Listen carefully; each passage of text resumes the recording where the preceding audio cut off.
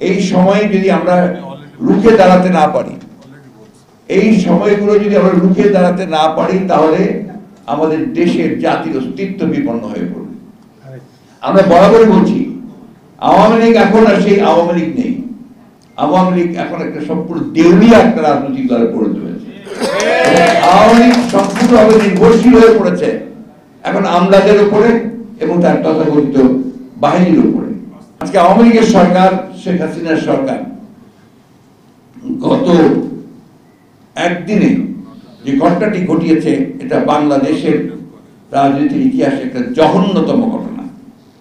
আমরা আগে কখনো দেখিনি যে হাসপাতালের মধ্যে গিয়ে আপনার এই সরকারি দলের সন্ত্রাসীরা তারা গিয়ে আপনার ছাত্রদেরকে আক্রমণ করবে, এটা আমরা কখনো চিন্তা করতে পারিনি। এমনকি পাকিস্তান আমলে, যার কথা তিনি বলেছেন যে পাকিস্তান আমলের শাহনাদার বাহিনীর কথা নাকি ছেলেরা ভুলে গেছে, আপনি তো সেটাকে ভুলে যেতে সাহায্য করছেন না, আপনি আরো সেটাকে নতুন করে মনে করে দিয়েছেন। কারণ পাকিস্তান সেনাবাহিনীর যে আক্রমণ ছিল তার চেয়ে আপনার কোন অংশে কম করেছেন। অবস্থা ভয়াবহ রকমের দাঁড়িয়েছে। এখানে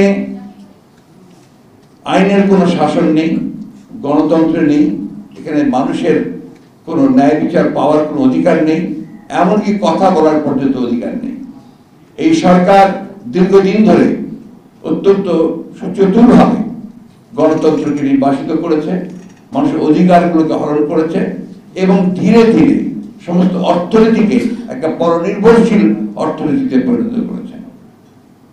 আজকে এই গতকালের যে ঘটনা, সেই ঘটনা থেকে বাংলাদেশের মানুষের কাছে তারা যে আহ্বান জানিয়েছেন আমাদের ছাত্ররা, এই আহ্বান আমি মনে করি যে অত্যন্ত সময়োচিত একটি আহ্বান, যৌক্তিক একটা আহ্বান।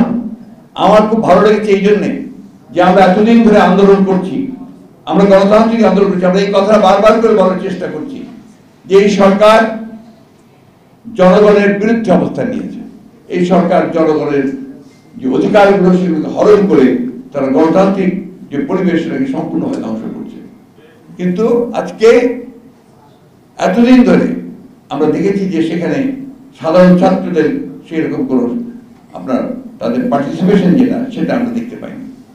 আজকে যখন আমরা তখন ঢাকা বিশ্ববিদ্যালয়ের পড়ি, মাহবুবুল ভাইরা আছেন, জামাল ভাইরা আছেন, তখন ছিল এনএসএফ, আপনার আইয়ুব খানের দলের লোক, ন্যাশনাল স্টুডেন্টস ফেডারেশন, তারা এইভাবে আমাদেরকে আক্রমণ করতো, তারা আমাদের এইভাবে আমাদের সভা বন্ধ করতো, আমাদের সমস্ত আন্দোলনকে তারা নস্যাৎ করে দেওয়ার জন্য শক্তি প্রয়োগ করতো বিভিন্নভাবে এই অস্ত্র শস্ত্র নিয়ে।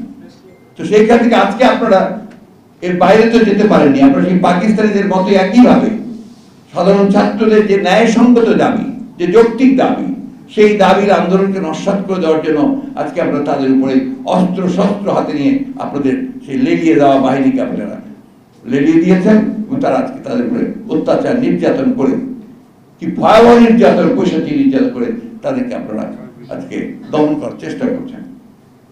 অর্থাৎ তাদের একটা ন্যায়সঙ্গত দাবি নিয়ে সামনে এগিয়ে এসেছে, সেখানে তারা নিজেরাই আজকে উপলব্ধি করছে যে কি ভয়াবহ একটা পরিস্থিতি সৃষ্টি হয়েছে।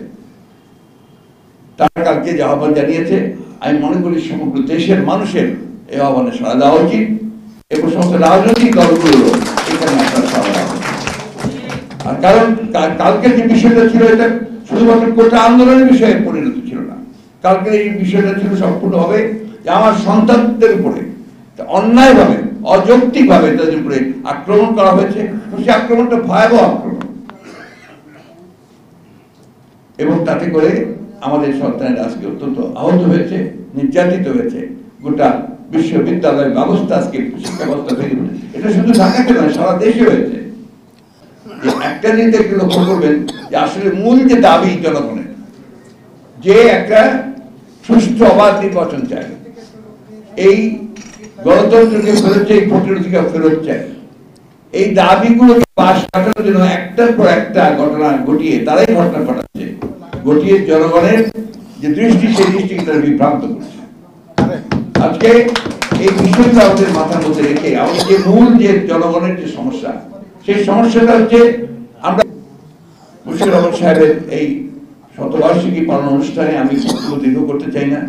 আমরা বারবার করে বলে আসছি যে আজকে দেশকে তারা ধ্বংস করে দিয়েছে। আপনারা দেখেছেন আজকে কথাটা উঠে এসছে যে প্রধানমন্ত্রীর একান্ত ব্যক্তিগত পিএ থেকে সহকারী বলা হয়, তার কাছেই 400 কোটি টাকা, তিনি নিজেই বলেছেন, অন্য কারো বলার দরকার হয়, 400 কোটি টাকার সম্পদ নাকি পাওয়া গেছে। এতদিন যে কাজ করলো প্রায় 15-16 বছর ধরে, তিনি এতদিন তো উনি কিছু জানতে পারলেন না। এখন তিনি জানলেন যে তার নিজে বলছেন যে 400 কোটি টাকার সম্পদ নিয়ে গেছে, এবং তাই সে আবার চলেও গেছে। হ্যাঁ, এবং আমি শুনলাম সে চলেও গেছে দেশ।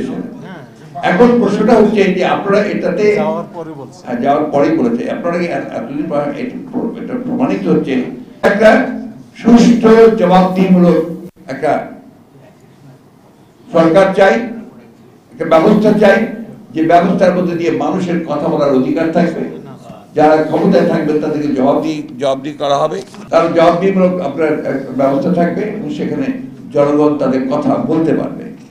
বন্ধুগণ, বক্তব্য দীর্ঘ করবো না, শুধু কথা বলি, একটা কঠিন সময় আমরা অতিক্রম করছি।